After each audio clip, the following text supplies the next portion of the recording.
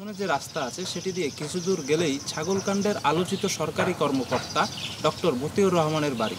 তাকে নিয়ে এখন এলাকায় আলোচনা তুঙ্গে। ডক্টর মতিউর রহমানকে এলাকাবাসী চেনে পিন্টু হাওলাদার নামে। তার স্কুল শিক্ষক বাবা আব্দুল হাকিম হাওলাদার ছিলেন স্থানীয় রাজনীতির পরিচিত মুখ।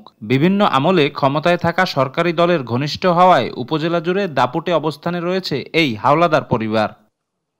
৮০-র দশকে বরিশাল জেলা আওয়ামী লীগের তৎকালীন সভাপতি মহিউদ্দিন আহমেদের হাত ধরে স্থানীয় রাজনীতিতে যুক্ত হন হাকিম হাওলাদার। কিন্তু ২০০১ সালে বিএনপি ক্ষমতায় এলেই পাল্টে ফেলেন দল।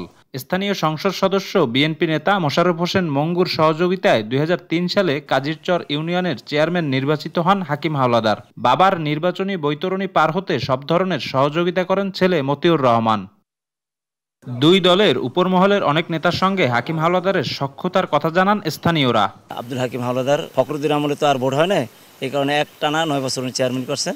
মেজর জিয়া প্লাস পিস্তল মহিউদ্দিন তাদের এই শীর্ষ সাগী ছিল আর কি, তাদের সাথে খুব ভালো কোঅপারেট সম্পর্ক ছিল। এই হিজলা এবং মুলাদির সাথে এমপির সাথে ওনার সাথে কাজের জন্য যতটুকু সম্পর্ক থাকার দরকার এই সম্পর্কটা তার সাথে ভালো ছিল। বাবার পরে ছোট ভাই আব্দুল কাইয়ুম হাওলাদারকে রাজনীতিতে প্রতিষ্ঠিত করতে চেয়েছিলেন মতিউর রহমান। এজন্য তিনি আওয়ামী লীগের প্রেসিডিয়াম সদস্য জাহাঙ্গীর কবির নানকের দ্বারস্থ হন বলে দাবি করেন স্থানীয় নেতারা।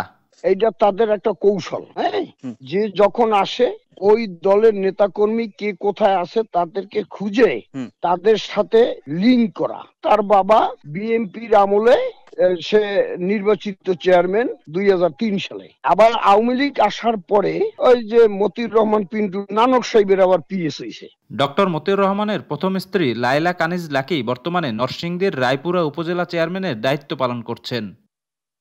শফিক মুন্সি, দেশ টিভি, বরিশাল।